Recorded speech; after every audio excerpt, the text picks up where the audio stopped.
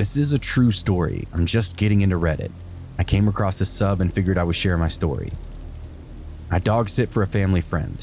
They much prefer to have someone stay at the house with the dogs. I grew up in a town in the middle of nowhere and I love the countryside, so for me, this is like a staycation because I live in the city now, never really have any time to myself. So anyway, their house is literally in the middle of nowhere. When I say nowhere, I mean it takes 2 hours to get to and from my work and it's about 45 minutes to the nearest town or interstate. There's only one neighbor within 5 miles and he lives directly across the street. I'm used to this from where I'm from. It's supposed to give you the space you need, but also make you feel safer, knowing you have at least one person nearby. However, this guy has done nothing but make me feel unsafe the whole time. So I get to Terry and Johnny's house and they're telling me the whole drill, when to feed the dogs, water the plants, etc. Then, as they're loading up their stuff to take into the car, Terry says, "Oh, don't forget to tell her about Steve." John says, "Oh yeah, don't worry about the neighbor across the street. He's harmless. The guy drinks a lot and is a little bit off, but totally harmless. Hell, the guy has lost his license so many times, all he can do is drive a moped to get to town." He chuckles and then stops smiling. However, just in case, this is where we keep the gun. He then takes me to his gun, explains it's already loaded, and if I were to use it, I don't need to cock it, just pull the trigger extra hard. At this point, I'm like, whatever. You keep a gun in your house when it takes a police at least 45 minutes to get to your home. Still, I've got no worries. I'm used to drunk weirdos. I know how to handle them. I love this life in the middle of nowhere. And I've got 2 protective dogs that will attack on a 1-word command. So I'm feeling pretty safe. Terry and Johnny leave around 3 p.m. I took the dogs for a walk and played some frisbee and began unloading my stuff while they're still worn out from all the running. As I come back out to grab the second load of stuff, I hear their neighbor Steve slam his door and seemingly have a phone conversation. I just hear his voice faintly, and then he yells, "Where'd you fucking go?" The dogs are probably hearing now and starting to growl softly. I tell them, "Calm down, boys, it's alright. It's just Steve, remember? Probably just wants some privacy. Let's go inside." As I grab my stuff, I hear him yell again, "I do care about my kids, f you." And then I hear him throw something onto the unpaved road behind me. It turned out to be his cell phone. As I'm grabbing my other things, the dogs start going crazy and run a few feet behind me, barking and growling viciously.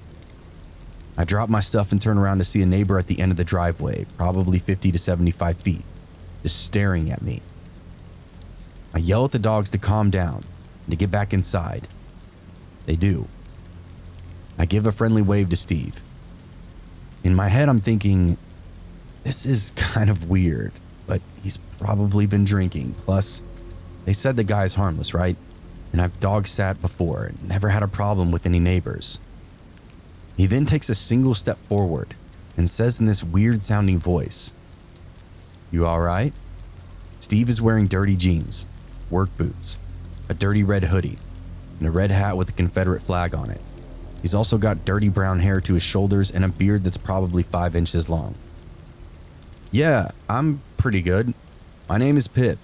I'm just dog sitting for Terry and Johnny this week and ready to get in and call it an evening with the boys." I look down at the dogs to see their reaction. They look like they're about to attack, and I've never seen them act like this before. "How about yourself?" We sat in silence for almost 30 seconds before he stated, "I'm asking if you're all right. I'm Steve." "Nice to meet you, Steve. Thanks for being a good neighbor and checking, but like I said, I'm good. Are you all right?" Again, silence. Now this silence lasts for probably a whole minute, and I figure he's gotta be wasted. So just get inside with my shit. So I turn around and finish grabbing my stuff. And as I do, I hear him take one more step on the gravel driveway. Dogs bark again. I turn around and Steve says, "I know 'em. Them dogs won't do nothing to me. They are some damn good dogs, that's for sure." I began feeling super uneasy. So I closed my trunk and turn around to see if he's going to say anything else. I was about to tell him that I was going inside and then instead awkwardly say, "Yeah, He cut me off. "Yeah, what?" he yelled. I'm shocked and say, "Yeah, I'm going inside now. Thanks again for checking, Steve. I'm fine. I got the dogs this week. Have a good night." I turn and go, and the dogs follow me with no problem. Steve continues to stand right where I left him for literally 10 minutes, just staring at the house. Now to note, this house does not have a front door. There is a side door and a back door. The back door is the main door because the front of the house has those big green fluffy privacy trees, so you can't even see his house through the front window. You can't see either doors from the street. You have to come onto the property to see them. It's now about 6 o'clock, and where I'm at, the sun starts going down around then, but doesn't actually get dark until around 9:15 during the summer. So anyway, the dogs and I are on the couch. I've got my gaming headphones on while playing Red Dead Redemption 2. All of a sudden, the dogs flip their shit out of nowhere, running towards the back door, barking and growling. So I'm like, what the? They don't do that unless someone pulls up in their car and they don't know who it is. I'm not having anyone over. I grab my knife, which is always close by, and start walking toward the back door. The dogs are still going crazy. I have no idea what they're looking at, but I don't see anything. But then, I look closer. I see moped taillights in the driveway seemingly hiding behind my car. I then try and focus in and see that Steve is turned around and staring at the back of the house from his moped, ducking behind my car. I get the dogs to be quiet. I hide to see what he's doing. Dogs are still growling, but at least they're not giving away my location. I stand there and watch him for 5 minutes. No movement, just a creepy stare in my general direction. I don't think that he can see me, but I'm not sure. He then shuts off his moped and crouches next to my car. Now I can see him peeking into my car windows. I don't see him actually try to get into it, but he walks around it a few times. He's not crouching anymore. Obviously, he feels like no one is watching him or even gives a shit that he's looking into my car. But he's only taking a single step, stopping and looking in my car, then at the house. Then repeat. Single step at a time. It's creepy as shit. At this point, I text Terry and tell her that Steve is doing some weird stuff. I tell her I'm starting to feel very uncomfortable. I get a text back reading, "Call the cops if you feel unsafe. They know him. They can come talk to him. Remind me to tell you about the time he was standing out by the tree at 6 a.m. when I was leaving for work when we get back. We think he had a psychotic break." Real comforting. So I talk myself down some. Again, this guy has to be just wasted. However, if he starts getting close to the door, I'm definitely calling the cops. Dumb idea looking back now because the cops take so long to get out there. I'm still watching him as he's made his second round looking into my car. He then gets on his moped and drives off. As he passes the window that faces the driveway, he speeds up, trying to make it so I wouldn't see him if I were just watching TV. Fast forward, now it's like 8 p.m. The dogs start going crazy again. I look out, and now his moped is parked in plain view. He's standing on the walkway just 30 feet from the house, staring and talking to himself. I had previously turned off all the lights so that he couldn't easily see in and see what I was doing. I see him take a single step towards the door, now 29 feet away. I grab the gun.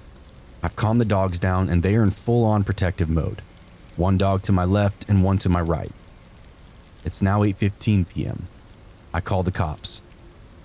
I explain the situation and that the owners think he had some kind of psychotic break. As I'm halfway through explaining why I'm starting to fear for my safety, the operator says, "Ma'am, what is your address again?" I tell her, "Oh, I'm sorry, ma'am, but you're not located in our county. We'll have to transfer you to the next one." "Are you serious? The owner said that the cops in the South County know him very well and know how to handle him. Isn't that you guys?" Yes, ma'am, that is us, but you're located in a different county. That's not our jurisdiction. The guy who is bothering me lives in your county. That's why I'm calling you. The operator then transfers me to another county. When she answers the phone with the average 911, "What's your emergency?" I'm silent. I'm looking out the kitchen window. Steve has come up another 4 to 5 feet since the last time I looked out. 911, "What's your emergency?" I then explain what's happening. I explain that I was transferred because apparently I'm not in their jurisdiction. She tells me to remain calm, turn on all the lights, and I said, that. This guy's waiting for me to do something like that. The doors are locked and I do have a firearm. If he enters, I will shoot. She then tells me that it's safest with the lights on. I turn on the lights. He notices, turns and gets on his moped and drives back to his house. I tell her what's happened. She asked if I would still like an officer to come out. Hell yeah, I want an officer to come out. Apparently the cops in the South County know him, but she transferred me to you. This is the third time he's come onto the property. He's getting closer and closer to the door. I do not feel safe. Someone that is not me needs to talk to this guy. Calm down, ma'am. We will still send someone. However, based on where you're located, it will take a while for one to get out there. That's fine. I just want someone out here. Thank you. I asked her if she would stay on the line until he got here or no. She says that one is on its way out, but she needs to be available if anyone else calls in. She told me if he comes back and I'm still uneasy, to call them without hesitation. Now it's getting around 9 p.m. The sun is getting ready to completely set. Again, the dogs go crazy. Now I'm getting really pissed off.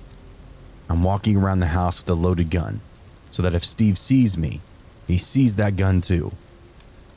I look out the window and see his moped, but I don't see him. Where is he? From the window in the kitchen, I can't see the back door, so I go upstairs. One dog follows, the other is too old to climb stairs. I go peek down through the bathroom window.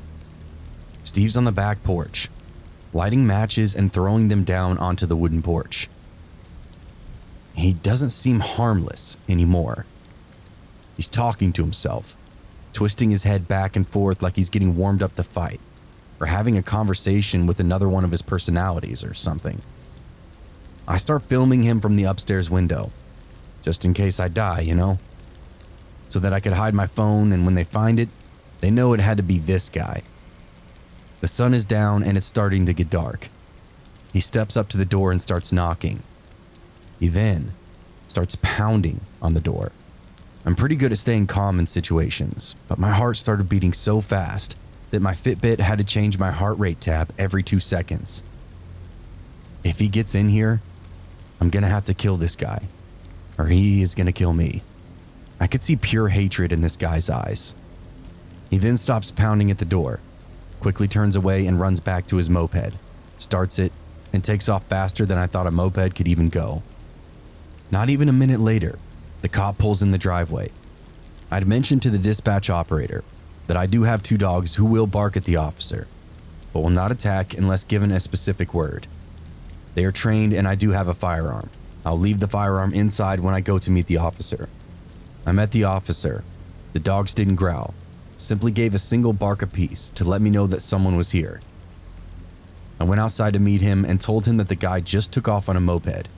He says, "Oh yeah, I think I just passed him when I turned onto the road." I explained that he's absolutely drunk or crazy, and if he sees him on his way back, that he should definitely pull him over because I'm quite positive he's definitely under the influence of something. Normal people just don't act that way. The cop basically shrugs everything off and says, "Well, are you gonna stay the night here?" I told him no. I'll leave the dogs overnight and come back in the morning. I asked him to stay while I packed everything up, and he nodded. I go inside and give the dogs love and treats and crate them for the night. I take off and return the next day with my father. My dad starts to walk the perimeter of the property, trying to show Steve that there is also a man staying here now. I'm a 24-year-old female, if you're wondering. Then, Steve wearing that same dirty outfit and hat, while holding a 24 case of Budweiser, is just standing at the end of the driveway again. I'm watching him from the front window. I see my dad at the other end of the yard. As he comes into view, Steve turns around and walks back into his house. I later learned that Steve had been to jail multiple times due to domestic abuse. His kids are not allowed to see him due to his violent nature, and he bought a four-wheeler. No one knows how he gets the money to get these things. Terry and Johnny have never seen him leave for work. They've only seen him leave on his moped or four-wheeler, then an hour or two later return with a case or two of beer. I don't know who he thought I was, but every time he looked at the house in my direction, there was just pure hatred in this guy's eyes. Who knows what would have happened if I didn't call the cops as early as I did.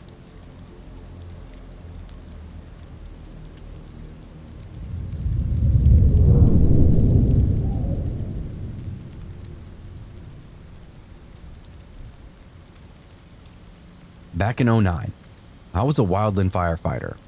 I was on an engine crew that consisted of myself, a 20-year-old female, and two other firefighters, Corey, who was a 23 male, and a crew lead, Amy, who was also a 20-year-old female, as well as our captain and our driver and pump operator.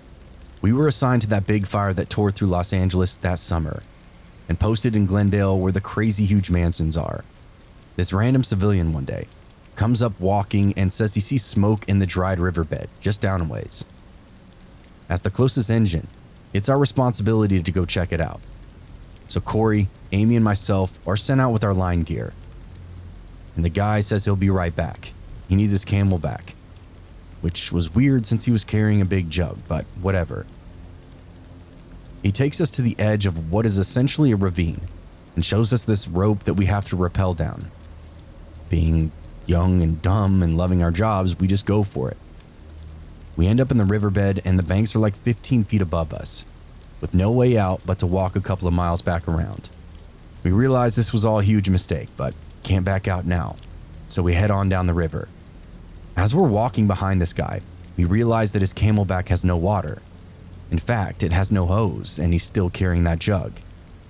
He's also got this camera around his neck. He's going on, babbling about random stuff, and then suddenly says, "I look just like his daughter's friend from middle school, who used to hang out at his house and then one day stopped coming over. I look so much like her that he wants a picture of me."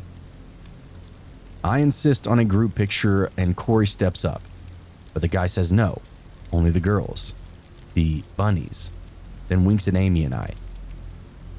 Luckily, Corey jumped in the picture anyway and stayed by our side. A little further along, we come to a check dam. Picture a flat riverbed, and every quarter of a mile, there's essentially a man-made cement waterfall with a ladder built in to climb down to the next level. That's a check dam. The guy goes first, Amy second, then me, then Corey. The guy assists us down by grabbing our butts, and of course we respond by nearly kicking him in the head. After that first one, Corey started going down before us. After the third dam, Corey starts asking us how we feel about this guy, because he's still going on and on about me being his daughter's friend's doppelganger, taking random photos. We still don't know what's in this guy's camelback. We started discussing an order to walk, strongest closest to him, and how we're going to get out because the radios haven't been picking up chatter. Cells are in the engine, and it's still too deep to climb. Finally, we hit the fifth dam, and that's when the creep level goes up. Imagine a fork in the road, only backwards, like you're coming down a fork to the main road. We were on a right-hand branch, and when we get to the fork, he wants us to go backwards up the left side. We ask him, "Is this where you saw the smoke?" He says no, but there's a cave.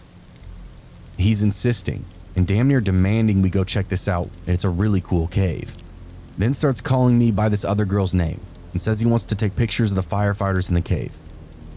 Nah, bro. At that moment, we hear radio chatter. It's not our crew, but we're catching a repeater on a different canyon and can tell by squad names, but he doesn't know that. We make up some excuse that they're trying to hail us and it sounds important, then pretend to key the mic and talk back. We rush along another half mile and finally see a low spot to climb out. He's behind us, and after we call the engine to get us, He's still hanging around asking us to go back down the river. But as soon as the engine pulled up, he took off. So yeah, I'm not really sure what this guy was up to. It's not as scary as the other stories you've read on here, I'm sure, but I don't know, man. The whole thing was weird. And I can't stop thinking about what would have happened had we not left when we did.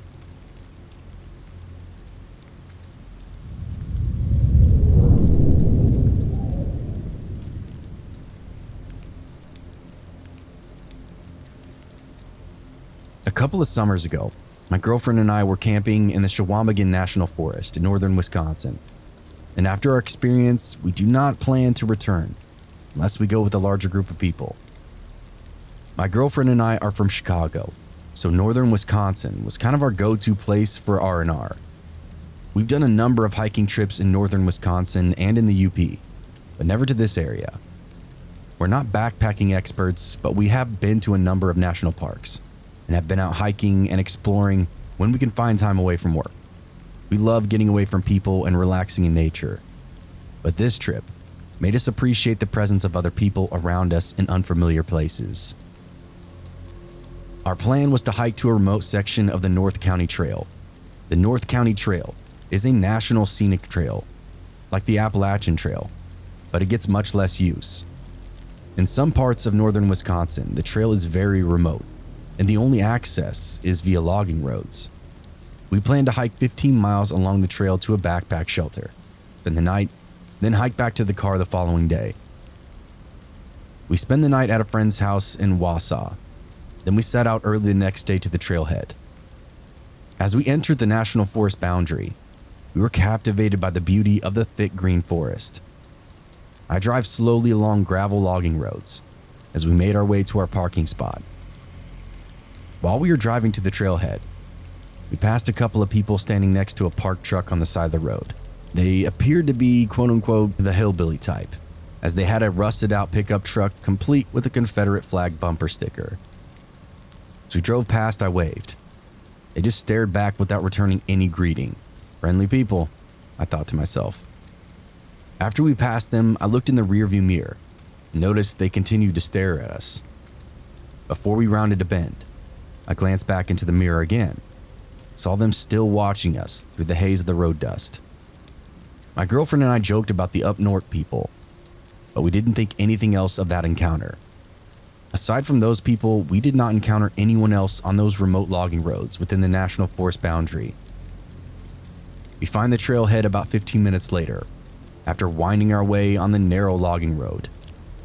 There was no one else parked at the trailhead, a perfect chance to get some much-needed solitude, fresh air, and relaxation. After parking and making sure the car was locked, we hoisted our packs and set off on the trail. The weather was relatively cool, which thankfully kept the mosquitoes and biting flies at bay. We took pictures along the way, and we marveled at the lushness of this forest and the topography of the glacial moraine. After solid 8 hours of hiking, we find our campsite. It consisted of a wooden backpack shelter and a fire ring. Even though the shelter provided ample space for us, we opted to set up our tent in a smaller clearing. That was about 100 feet behind the shelter. We built a fire at the shelter fire ring. I boiled water for our dehydrated trail food. As we ate, we watched the sky slowly turn dark. My girlfriend and I passed around some wine. We marveled at how many stars you could see away from the city. When the fire was reduced to a small pile of glowing embers, we decided to head back into our tent. We settled into our tent, looked through the pictures that we took that day. But after lugging a heavy backpack for 15 miles and drinking some wine, I was definitely ready for some shut-eye. When we camped at state and national parks, I usually wore earplugs. But that night, there were no RVs or other campers to make noise. So I closed my eyes and let the noise of the forest lull me into sleep. My girlfriend, on the other hand, was very uneasy that night. She normally had some apprehension whenever we were sleeping away from home. I'm not sure when we drifted off to sleep, but we awoke to a bone-chilling noise. It was pitch dark outside, and over the insects in the forest, I heard a dull thud. It sounded like someone was hitting two logs together. My girlfriend and I were wide awake at this point, and we lay silently in our tent, listening to that noise again. That old tent had mesh windows, but the backpacking tent that we were using had no window. We could only guess what was making that noise outside of our tent. Initially, we thought it had to be an animal that got our food and garbage bag, which we'd left in the shelter. But this noise was too distinct, and it did not sound like something rustling through food wrappers or our camp equipment. Our hearts were pounding as we heard that persistent knock in the darkness. Unarmed and scared shitless, we didn't know what to do. I would normally have carried a can of bear spray, but I decided to leave it at home to save on weight, and against the wishes of my girlfriend. That knocking continued, but we remained still as to not give away our location. For all we knew, whatever was making that noise had already spotted our tent. After what seemed like an eternity, the knocking sound ceased. We lay in complete silence with only the dull buzz of the insects in the background. Then we heard it. Leaves rustling, a branch breaking, voices. We heard low talking in the distance. We couldn't make out what was being said, but it sounded like a couple of people talking in the distance. The voices continued for a bit. To our relief, the voices did not seem to get any louder. Whoever was out there did not spot the tent or just decided to leave us alone. We sat in our tent for the rest of the night, adrenaline surging through our veins. At first light, we slowly got out of the tent. I looked around in all directions to see if anyone was out there, but I only saw the forest and that backpack shelter. We quickly rolled up our sleeping bags and camp pads and put our tent away. When we got to the shelter, my girlfriend screamed in horror. On the entrance to the shelter, the wood was freshly cut. The word "kill" was cut into the shelter wall, and there were a number of axe and knife cuts where someone was chopping at that wood. I looked down at the ground, saw a scattering of fresh wood splinters. After grabbing our food supply and garbage bag, we got the hell out of there. We were nearly jogging with our gear as we made our way back to the car. I kept glancing over my shoulder, gazing out into the woods to see if anyone was following us. We traversed the glacial eskers that we saw the day before, and we knew we were getting closer and closer to our vehicle, quietly rejoicing as we neared the trailhead. We made it back to that trailhead in near record time, but something was wrong. The windshield wiper on my car was sticking straight up, and there was something stuck to it.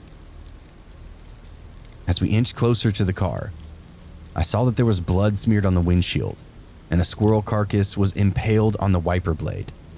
Hair and blood still stuck to the wiper and on the hood of the car.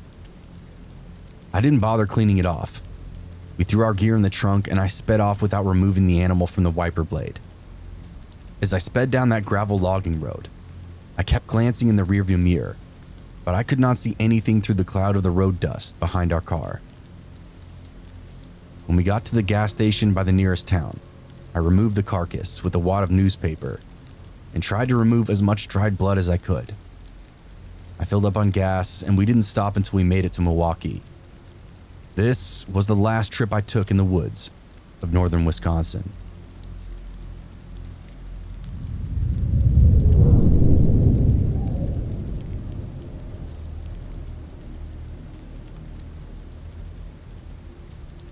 I'm a 24-year-old male, and this happened when I was about 18 or 19 and used to live in California.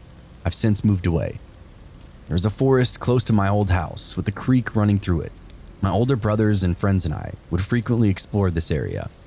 We all liked finding abandoned buildings and structures to explore.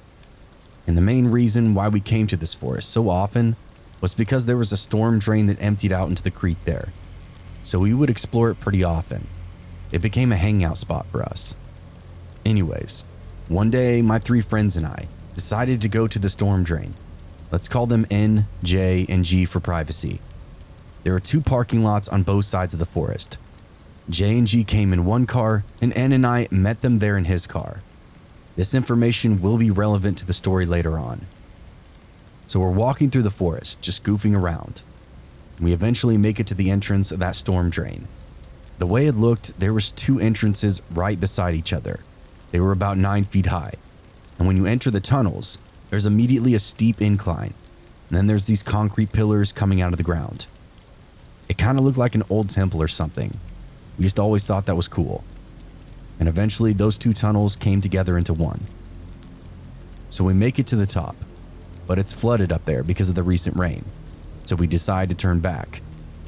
By now, we really didn't realize that it was getting pretty dark.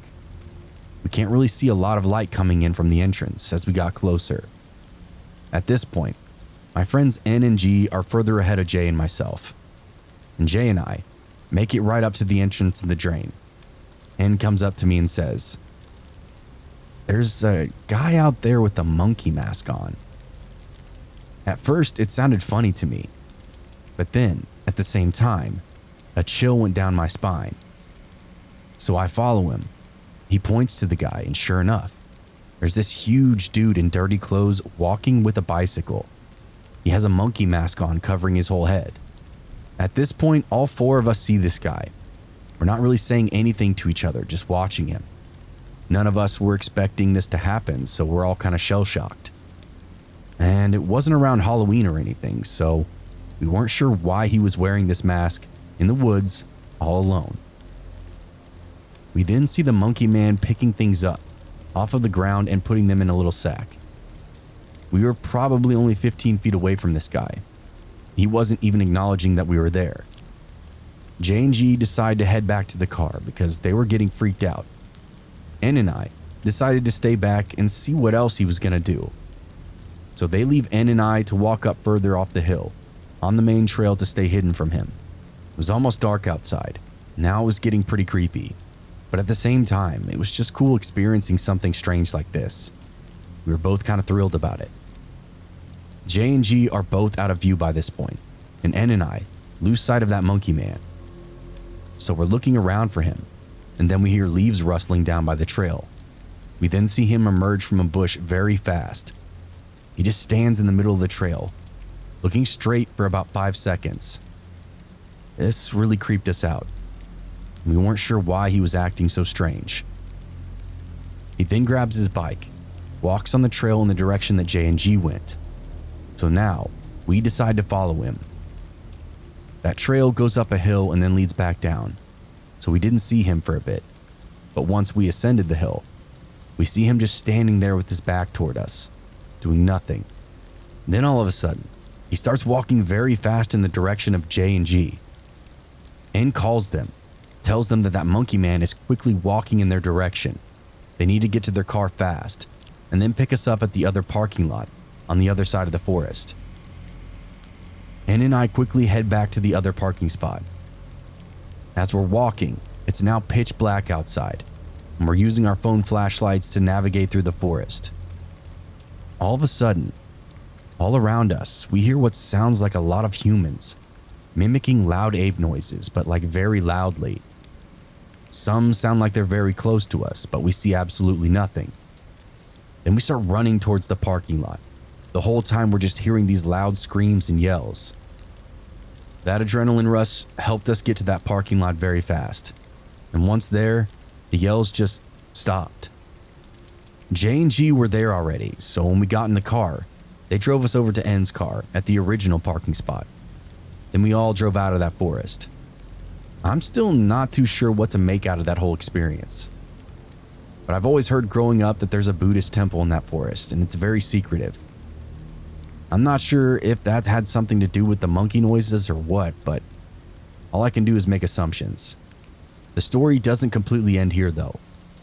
Sometime later on, one of my brother's friends told me that he went to that same forest at night with a few of his friends. At some point during the night, a cop came down there and told them to leave, mainly because teenagers go there all the time to have sex and smoke weed, so cops frequent there. The cops talked to them for a bit and said that monks at that temple don't like people in the forest, especially after dark. And even the cop said he was angrily told to leave by one of those monks who spoke to him from the trees. I'm not really sure how much of this I actually believe. There was another incident when we were there, and a rock was thrown from the trees at my friends and I, and we had no idea where it came from. It was strange, and luckily, that rock didn't hit any of us. A few years later, when I got back to California, Ann and I decided to go back to that forest. And while we were there, we were talking about that monkey man again and that yelling that we heard. Then that temple came back into the conversation. We both then decided to go check it out again to see if we could find anything that will shed light on what we experienced all those years back. Now, there's a street that leads all the way up to that temple itself, but it was kind of far from where we were. So we decided to take the more adventurous route and climb the side of a steep hill that would get us there quicker. Once we got to the top, we stayed by the tree line and just looked out at the property, but there was no one there. We walked around the area, and since we didn't see any cars, we assumed no one was there at that moment. But there were some open doors that led into that building. We heard a few noises, so we stayed away. Obviously, people were there, and they were trespassing. But as we were walking away from the distance, we saw 3 people walking over to us. A man, a woman, and their daughter, who was probably around 20 years old. They told us they were lost and didn't know how to get back to the trail, and were trying to find the parking lot. This was really strange to us because where they'd come from was the opposite side of where the parking area is, and that the forest really isn't hard to get lost in, since it's just one consecutive trail that goes around the entire thing. Where they came from wasn't a trail. It was almost like they just appeared on those temple grounds, because it's like this huge open area. We didn't see anyone. Regardless, we walked them over to the main road that led up to the temple and told them if they follow that, they will find the parking lot. They thanked us and left. Ann and I stayed for a few more minutes, talked about how weird it was that they were lost in a very simple hiking area, but chalked it up as maybe their first time, so we brushed it off.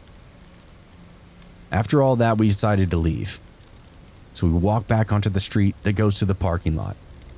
We thought we were going to run into that family again since we had only left a few minutes after them, but when we got to the bottom, there was a huge gate blocking the entrance to the road that was leading up to the temple, and we still didn't see them. So Ann and I had to walk around it and go back into the woods, which was very hilly. We had to climb over fallen trees and go through brushes and cross a creek. Once we made it back to the parking lot, we were surprised. We didn't see a family at all. It's very hard to climb over all those obstacles. The parents were definitely in their late 40s at least. That would have slowed them down for at least us to catch up to them, since they only had a few minutes head start. In that parking lot, there was no other cars. There were no cars when we first arrived. That family just straight up disappeared. That's my story of some of the strange things that happened in and around that forest. I'm still not sure what that guy was doing walking around with that monkey mask alone in the woods. And if those noises that we heard are connected with the monks and that temple, or if there's some kind of cult, and we saw one of them wearing a monkey mask. It's all still a complete mystery to me, and I'm not sure what to make of the family also, that disappeared out of nowhere. But those were definitely some of the strangest experiences I've ever had. That place still holds a lot of nostalgia for my friends and I. I'll definitely go back there again someday. Perhaps I'll have even more stories to tell.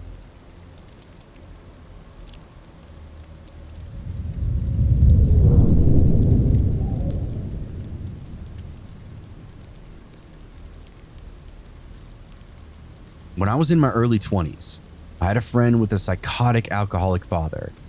She didn't live with him, she lived in a remote little coastal town. Now and again, we would go together to visit him and stay the night. My relationship with him was creepy in itself, but that isn't the subject now. One night when we were visiting, my friend and her dad had gotten into a drunken blow-up. He kicked us out of the house. This was around midnight, and we'd gotten a lift down and I hadn't had a car. My friend's dad lived about 4 kilometers out of town, by the way of a dirt road. So we start walking down that dirt road back to town, where there was a telephone booth. This was in the days before it was commonplace to have a mobile phone. I was going to call my folks, who lived about an hour and a half away, and see if they would come get us. The whole way to town, my friend was drunkenly moaning and crying about her broken relationship with her father, and she hadn't let up by the time we finally reached the phone booth. She sat on the bench next to the phone while I woke my parents up. They agreed to come and get us, and I sat down on the bench for a long wait. Shortly after this, a van appeared up and parked just behind the bench we were sitting on, maybe 5 meters away. There were 2 young men in the front seats and they were looking directly at us. If that didn't make me nervous enough, the van door slid open. Then I saw there were a number of young guys in the back. I don't remember how many exactly, but definitely more than 2. The place that we were sitting at was completely deserted. There were no houses nearby, just more road. No people, nowhere to run, no one driving by. It was a shitty little nowhere town. I stood up so I could see them better. I kept my eyes fixed on the van full of men, acutely aware of our vulnerability. What I saw was that they were looking back at us. They were talking amongst themselves quietly at first.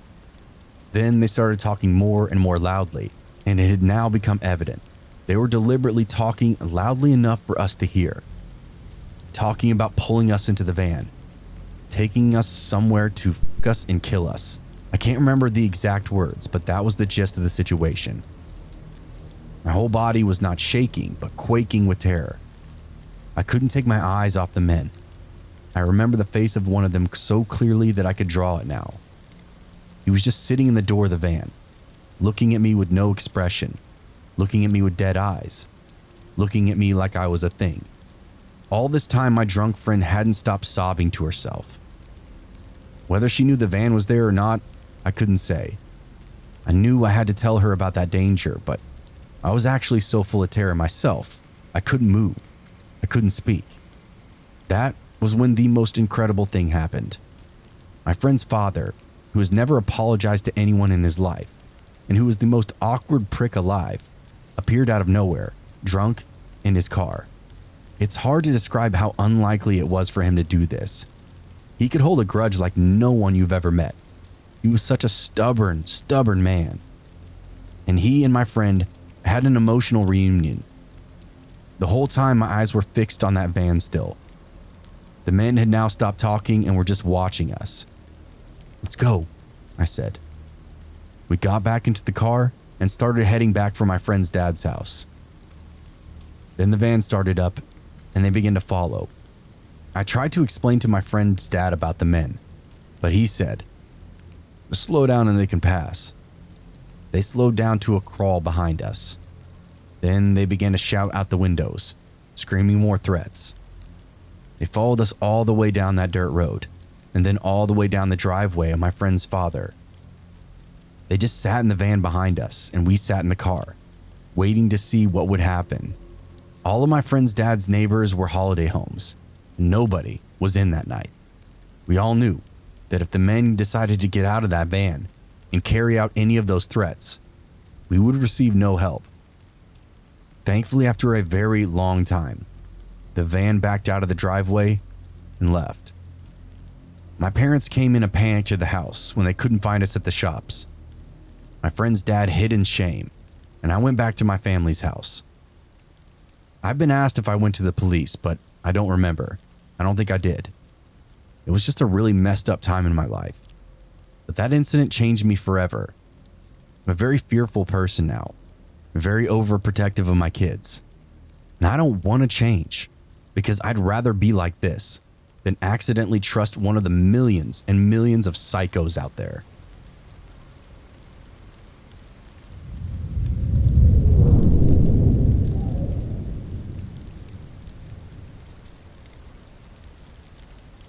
When I was 7 years old, my father took my older brother and I to a cabin in the middle of literally nowhere for a week as a vacation. We also took our cat with us. Everybody had their own room, and I had the room furthest from the other two, positioned right where the woods started. There was a window right next to my bed, and on the right side, there was a tree right next to it that I remember getting to climb the previous day without success. The bedrooms were on the second floor, by the way, and the window didn't have any curtains or blinds to cover it. One night, I remember feeling really homesick and unable to sleep. The cat was lying on the bed with me. I was reading a comic book with a flashlight when around 2 a.m., I began hearing a tapping on my window. At first, I just assumed it was a tree branch tapping on the window because it was a windy night after all. And that was until I began to hear whispers. I just remember freezing in fear, feeling like a bunch of ice water had just been poured on top of me. I could hear whoever it was tapping and then saying things like, "Open up, son. It's Daddy. Let me in, Luke. It's cold out here." And the worst one I heard was, "Come on, it's Daddy. I just want to cuddle." I was paralyzed by fear. I just lay on my side, facing away from the window, terrified, close to tears. I knew it wasn't my father, and in my imagination, I thought it was the boogeyman or some kind of other creature. It would kill me. All the while, my cat was hissing and clawing at this guy. I just remember holding him, burying my face into his fur because he felt like a safety net. My one defense against this guy is I couldn't work up the nerve to call for my father. Then I remember hearing this horrible screeching noise. I looked around to see what it was, and I could see this guy with the most maniacal grin that I've ever seen, like something out of a horror movie, dragging a pocket knife against the glass, making that horrendous noise. I found my voice and screamed bloody murder. The grin disappeared. He looked like a combination of horrified and absolute full of rage. But then my father came barreling into the room with his hunting rifle.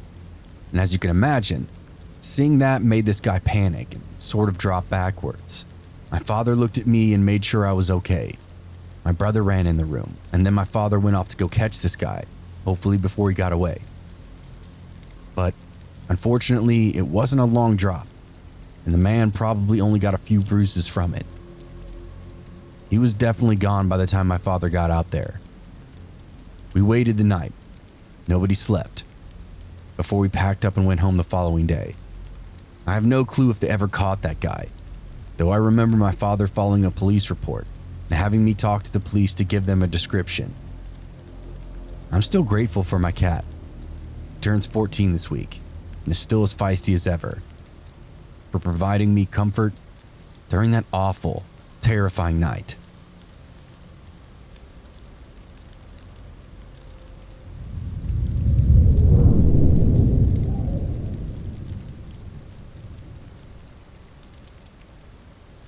When I was around 18 or 19, me and a group of my female friends all drove to Grant County, Washington for the Warped Tour at the Gorge Amphitheater, which is pretty much in the middle of nowhere.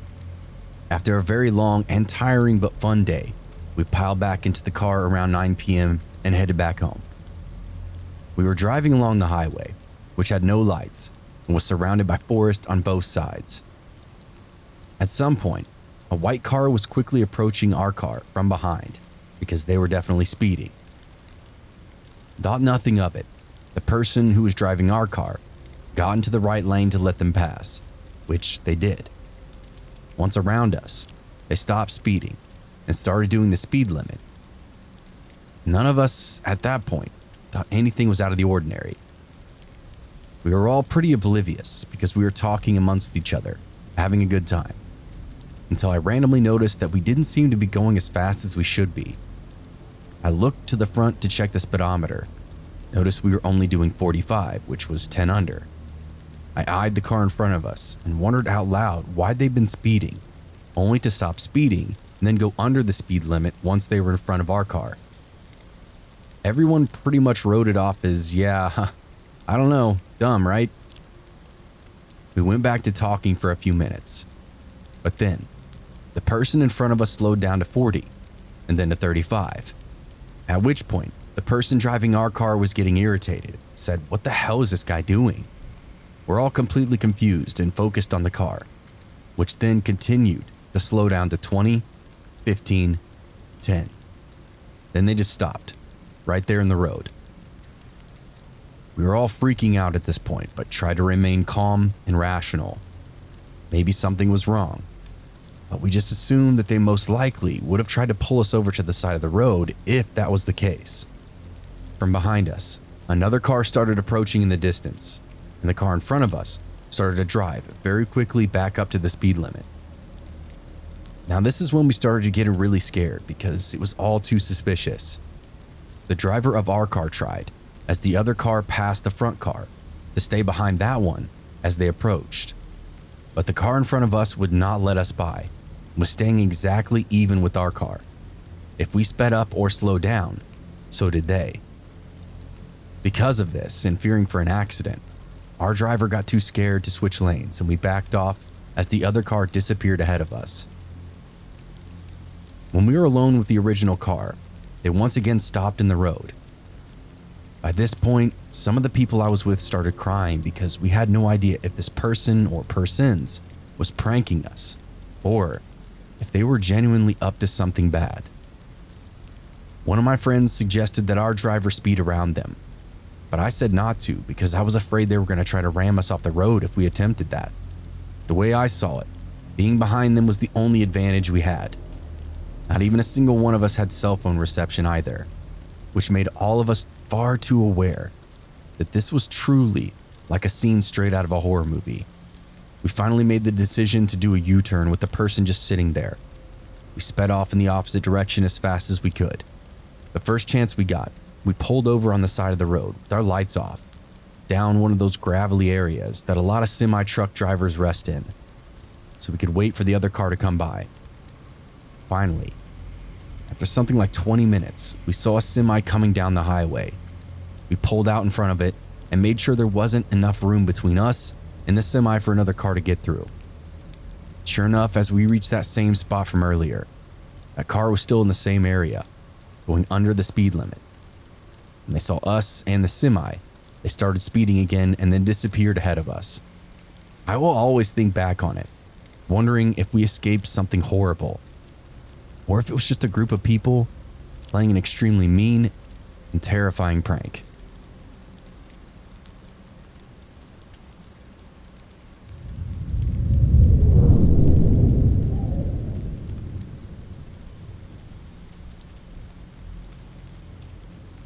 I was a live-in caretaker for a 94-year-old woman with Alzheimer's for about a year and a half.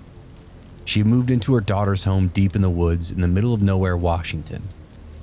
Marie was prone to say weird things, like that her sister, who was deceased, mother, who was deceased, and husband, who was also deceased, were in the house or outside regularly. I myself had been working with dementia patients for years, so it never really got to me or bothered me. But Marie was terrified of those woods. She would always tell me how there's dangerous animals out there and how I could get lost easily, so I must always stay inside. She was also worried about her mother and husband having to travel through them. Again, this really wasn't worrisome behavior given her health condition. I'd been working with her for about 6 or 7 months when I would start waking up to her walking down the halls in the middle of the night. Sundowning is fairly normal for people with Alzheimer's, so again, I wasn't troubled by any of this. But she started going to a specific window and giggling, like she was interacting with someone outside the window. When I asked what she was doing, she'd say, "My mother is out there." Kinda weird, but there's a different perception in her world now. One night, in the dead of winter, her daughter and I are awoken to the blaring sound of the house alarm. The daughter and I check the doors and windows, none of which seem to be disturbed or unlocked. The only thing missing is Marie. She's nowhere in the house. Panicked, I rush outside to find her, while her daughter continues to search the house. No tracks anywhere, no disturbed snow, nothing. After 10 to 15 minutes of yelling and searching the woods, I start making my way back to the house where her daughter already was in the process of calling 911. As I approach the house, I see Marie, standing outside the window she normally stood at giggling. There's not a single footstep in the snow around her, nor is she cold to the touch. She's just standing there, laughing at nothing. Didn't even know she was outside. Her late night window visits became more and more frequent after this, but less happy. She'd get combative with the window and scream at whoever she believed to be there. Then it just stopped one day. One of the last conversations I had with Marie before she passed, she told me not to let them take me into those woods. And I hope they didn't.